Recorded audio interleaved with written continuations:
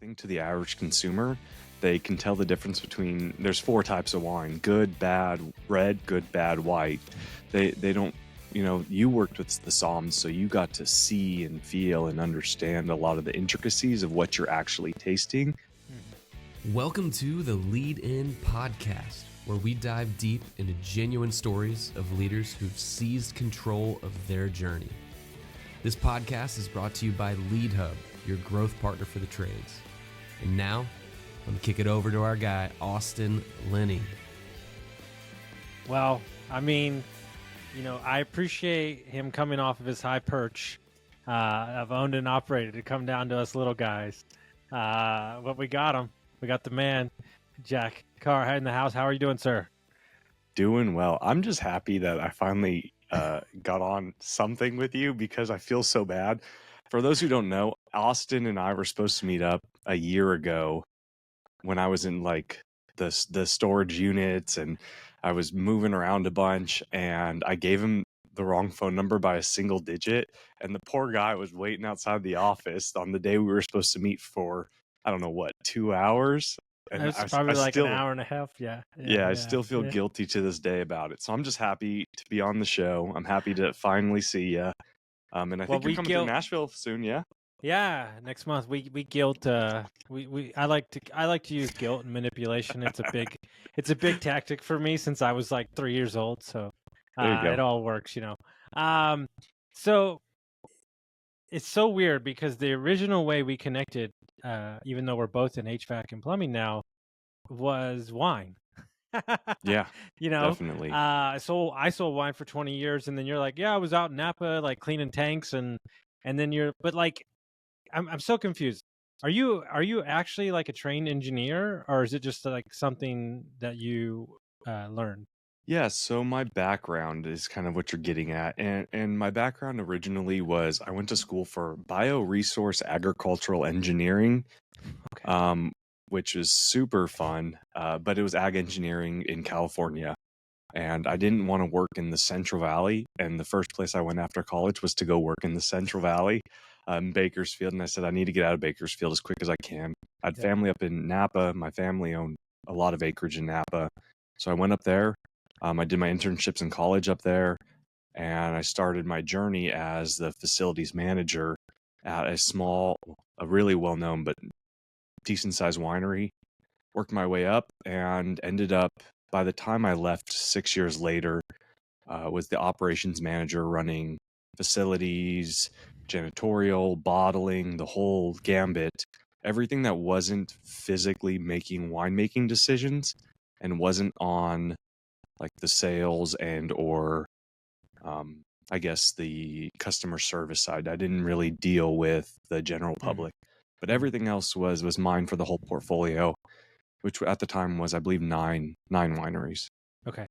Yeah, and don't go any further because so to me, I remember, so I was knee deep in it. I mean, when I say knee deep in it, like I want to say the place I worked at houses 7 of the best Psalms like throughout the country now, like when they were nobody. Like, oh, that's cool. It was Wine Geek Central. The wine had started becoming very popular. It was always popular, but Psalm movie had come out. I worked at a place where you sold wine, but we could, like, it was like even to this day, the guy that taught me can eat dirt and tell you what the wine is. Like, he's that, like, that's the guy that trained me. Like seriously. And so I was knee deep in it. I really was. Until a couple things changed my life. All right, because wine by nature, unless you're like a Gallo or something, is a rich man's game for sure. Because you're probably not going to make it much money unless you just really hit it with a brand. But I started meeting these winemakers, and I started meeting, more importantly, the farmers that did the wine for the people. And oh my goodness, if these weren't the greatest humans I've ever met in my entire life. I mean, it's I'm sure you had the pleasure of meeting a lot of interesting, I just found them to be so fascinating. Yeah, so I'm fine telling the first place I worked. So the first place I worked was Stag's Leap Wine Cellars. So I actually got to meet Warren Winiarski, who just passed away actually. who put Napa on the map and won the Tasting of Paris in the early 70s. I think it was 1972 or 1976. But there's a bunch of movies about him and that first tasting of Paris. And so that was their claim to fame. So I became a cab snob right out the gate. I mean, you can't, like your Stag's Leap District. I was a young, just out of college drinking PBR. And then you throw me with these $300 bottles of like Cask 23 from Stag's Leap, and it's just absolutely fabulous. So really a big fan. Love the wine industry still to this day. Really big fan. Miss some parts of it, other parts not so much, but on the whole, the wine industry is a very fun industry to be in. I think they're. I try to tell my sales, relating wine sales knowledge to a bunch of Northwest PA guys selling HVAC. Right. But I told them all the time, the wine that I sold was on a story. Like, literally, the wine was on a story. There was a lot of wine on the menu that maybe was from Europe, maybe was from Portugal that you didn't know, and maybe it was way cheaper than America. But I've never really tasted it. You sold it on story. And so there's wine that, you fall in love with the story and then the wine has to back it up. And so I think there's a lot of correlations to understanding the feel of kind of being at the winery, but also the story of why we're making the wine. I always find that to be really cool, but there's also a lot of technicality and mechanical stuff and storage, and it's a very complex business. Yeah, and you're right. By the way, the story is everything, because I think to the average consumer, they can tell the difference between there's 4 types of wine: good, bad, red, good, bad, white. They don't. You worked with the Psalms, so you got to see and feel and understand a lot of the intricacies of what you're actually tasting. But from Joe Schmo in the Midwest, he tastes something, goes, I like that, or I don't. And so a lot of the times it really is the story behind why and where and who, and educating the customer, which ironically, even though it's HVAC, it transfers well, right? Yeah, it does. I mean, I can imagine. It does. I tell them the story about so also in that same time frame, I worked at a place in Nashville called Husk that had 250 whiskeys on the menu from 1918. There's a whiskey called Jefferson Ocean. Okay, and Jefferson Ocean is a very popular whiskey that's aged in barrels on the ocean, like straight up. Yeah. Do I know if it makes the whiskey better? I don't know, but it sure sold a lot. You know, and so I try to tell my guys these stories all the time, like this is how you paint a perfect example. We'll tie it into HVAC. I got a sales guy he knows more about HVAC than anybody's ever forgotten. I mean, literally. But guess what happens when he tells the 60-year-old woman about the technology and the thing? Exactly. Complete blank stare. Yeah, nothing. And so he's starting to see it now, and he's saying, oh, okay, she doesn't need to know all that. Yeah. And I go, yeah, she doesn't. And so let me get this straight. So you're in beautiful, which is one of my favorite parts in the entire country. I'm not saying I love everybody that lives there, but it's a very beautiful place. Calistoga, all that up the valley. And you go, hey, baby, hey, wife, we're going to leave and move to Tennessee, and I'm going to go install HVAC systems and figure this whole thing out. Yeah, I mean, there's a lot more to the story than that. So there's some middle parts that are missing. So I've always had a very entrepreneurial spirit. And so I actually tried my hand at making wine at one point. Okay. Which is a great story maybe for another day. Yeah. But it ended up in exploding bottles. I mean, I sold it out like crazy. I sold hundreds and hundreds of cases.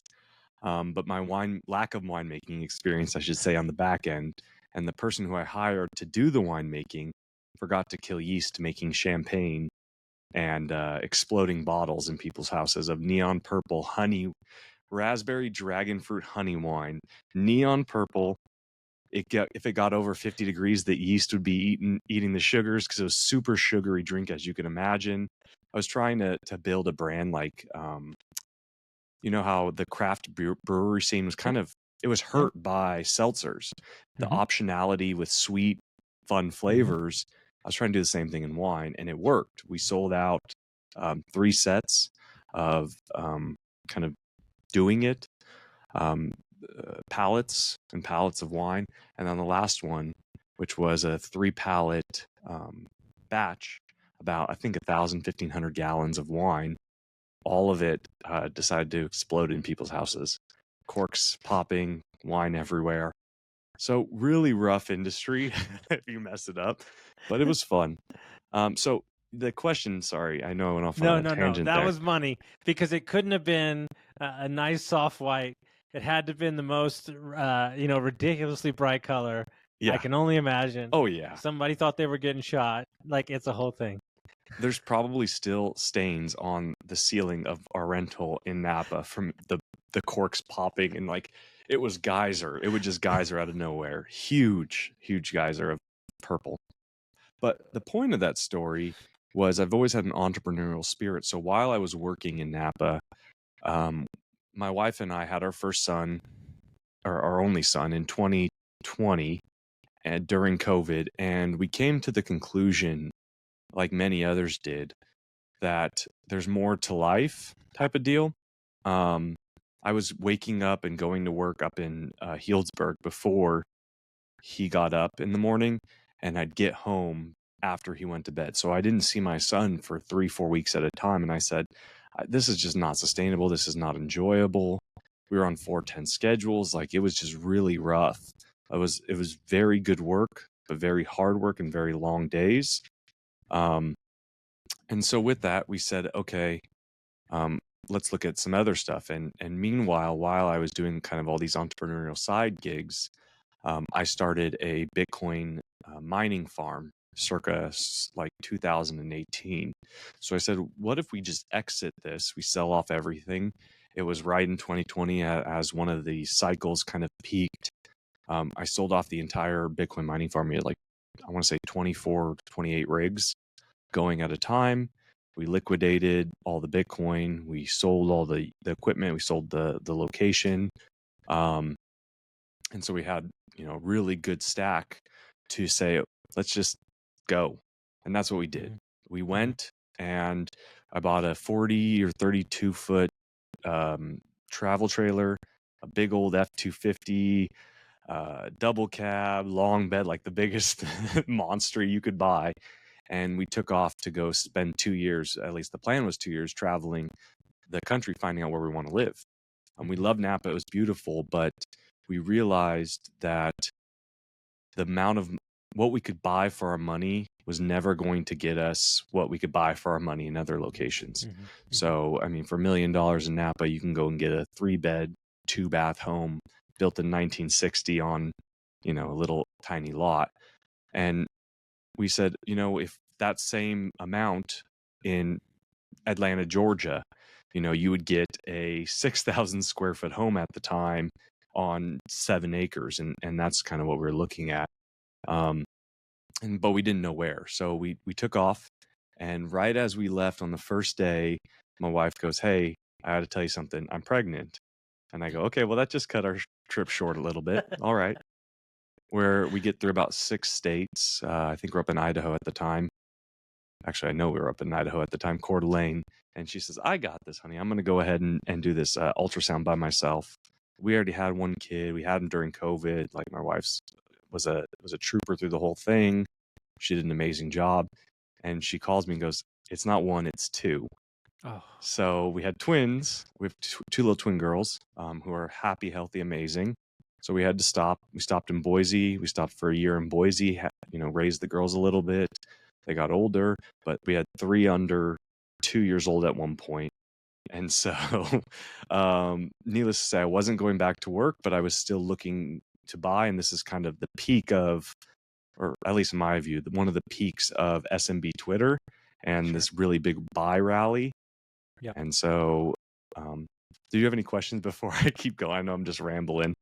No. It's so great because, anybody that's listening to this would say, yeah, but look at the price of Bitcoin now and all that stuff like that. And one of the things that I don't think enough people, and I know that you and I are very similar in this way, I don't regret any of the seasons in my life for what I was excited about then. Right. Yeah. and so like I spent 7 years in large scale real estate all across the country. Like I've never and I'll still invest in real estate, but it's in a different form now. But that taught me so much, and it gave me tangible assets to roll the dice with and figure out logistics. And so I would imagine that before we jump into the whole HVAC thing, that's probably the way you look at it too. There was a lot learned in the Bitcoin era. Yeah. Oh, yeah. I mean, a ton learned in that era. There was a ton learned. We actually were buying and selling real estate around that Okay. time too. So we still have some real estate in Napa, which is wonderful.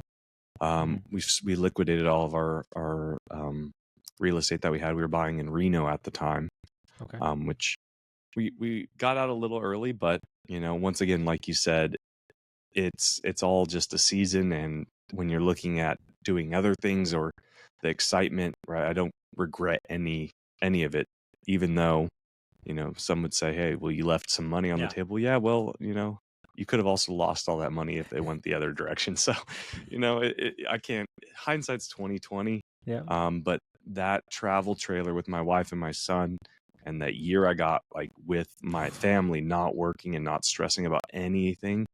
So we saw all the national parks and did all this stuff, and we had such a good time. Those memories forever, some of the best.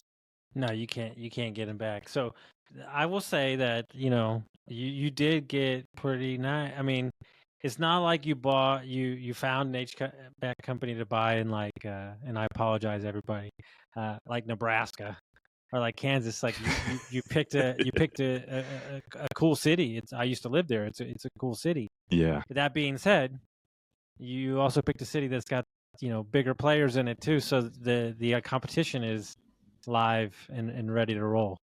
Yeah, looking back, I mean, there's some pros and cons to this entire thing that I'm about to say. One is I bought wrong. I made the mistake that everyone does on their first one. Not everyone, but a lot of people do. I overvalued the company. So that was a scramble to try and get to a point where the company's value matched my debt, to a point where, it was kind of helpful. And then, I chose small fish, very small fish in a very big pond. Mm-hmm. And so there's a lot more upside.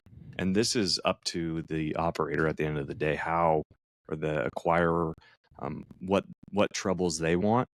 But the troubles of small fish, big pond are very difficult compared to the different issues of big fish, small pond. So they're just different issues. You have to deal with different things. And we were very small fish, sub 1 million in Nashville, a area that has 3 to, I want to say 6.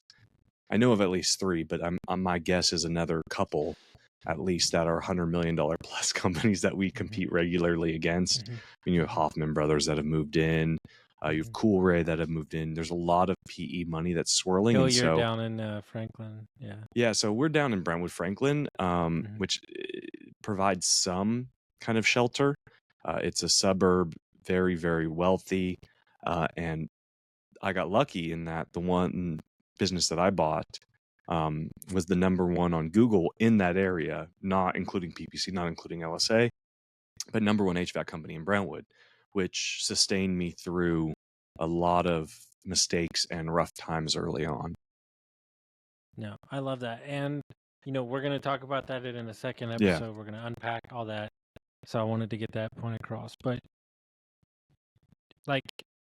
the way that I would zoom out and I would think about, your life to, put a bow on this whole area is, Franklin and Brentwood is probably top 3 areas to raise a family in America, next to Frisco, Texas, Brentwood, and probably somewhere in Utah or something like that, right? So, and then Napa, and then you got to spend that year. You've really been very blessed from a family point of view to have a great environment for the kids to grow up in, probably friends, other entrepreneurs in that area. That's probably been very pleasant to kind of, not stumble your way, but the doors open up for the right ways. Stumble the way is not a terrible way to put it, to be honest with you. I mean, we pinpointed some areas when we were doing the search with those parameters in mind, right? So we had, for example, we had Frisco and Texas on the kind of search radar, as well as Austin, Bee Cave, once again because of the great schools, the good community, beautiful area. All around that Lake Travis area down in Texas is gorgeous. Brentwood, Franklin, Nashville on the whole. So we had different areas in mind that we were searching.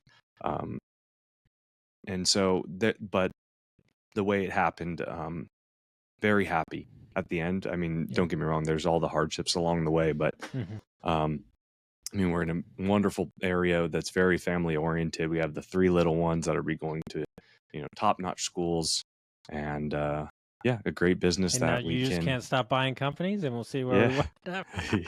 So if people want to reach out to you, they want to find you, they want to find the podcast, the amazing podcast that my whole company listens to. How do they do that? So the HVAC Jack on Twitter for me directly, and ownedandoperated.com for our pod with John, and to hear more about plumbing, HVAC, and electrical. I love it. Guys, if you like this episode, send it to a friend, share it around. We'll see you next time. Folks, if you made it to the end of the episode, I'm sure you found some value with what you're listening to. If you could send this to a friend, rate us and review us, share us around. The more that you share us, the more that we can share content with you. Thank you all so much for your time and listening, and we'll see you next time.